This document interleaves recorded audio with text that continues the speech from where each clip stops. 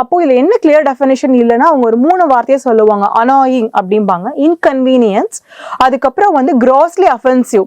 இது எது grossly offensive மீன் பண்றீங்க? அனாயிங் அப்படின்னா எதை வேணாலும் அனாயிங் சொல்லிடலாமா, எது வேணாலும் எரிச்சல் ஊட்டுறது.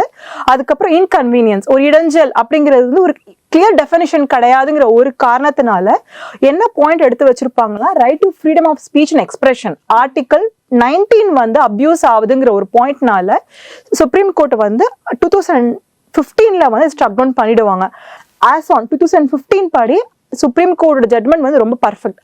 ஆஸ் போஸ்ட் 2015 பாத்தீங்க அப்படின்னா என்ன நடந்துட்டு இருக்குன்னா, யூடியூப் வந்து பயங்கர ஃபேமஸ் ஆக ஆரம்பிச்சிச்சு. இன்னைக்கு பல பேரோட லைவ்ல இன்கம் வந்து யூடியூப், இன்ஸ்டாகிராம்ல தான் இருக்குது. ஸோ லைவ்ல இன்கம் போகும்போது அவங்க வந்து ஒவ்வொருத்தவங்களும் தெரிஞ்சதா எக்ஸ்போஷர் பண்ணுவாங்க. சில பேருக்கு டான்ஸ் ஆட தெரியும், சில பேருக்கு பாட்டு பாட தெரியும், சில பேர் வந்து யூடியூப் இன்ஃப்ளூயன்ஸா இருப்பாங்க, விளாக் போடுவாங்க. அவங்களுக்கு தெரிஞ்சதை அவங்க என்ன பண்ண முடியும்னா அதை போடுறாங்க. அதுக்கான பேசிக் இன்கமா நமக்கு இப்போ மாறிடுச்சு. இப்போ வந்து என்னன்னு பாத்தீங்கன்னா, இதை வந்து மிஸ்யூஸ் பண்ண ஆரம்பிச்சிட்டாங்க. இப்போ இந்த 2 பொண்ணுங்களும் வந்து போஸ்ட் பண்ணி லைக் பண்ணதுனால என்ன ஆகும் அப்படின்னு பாத்தீங்கன்னா, இது ரொம்ப சென்சேஷனலா மாறிடுச்சு. அதனால வந்து இந்த ஆக்ட் ரைட் ஆர் ராங் அப்படிங்கிறது வந்து குவெஸ்டினா ஃபார்ம் ஆக ஆரம்பிச்சிச்சு. ஆல் ஓவர் த இந்தியா வந்து பயங்கர ப்ரொட்டஸ்ட் நடந்த 2012 பாத்தீங்கன்னா பயங்கர protest all over the India. இந்த ஆக்ட் நீங்க எடுத்தே ஆகணும்னு சொல்லிட்டு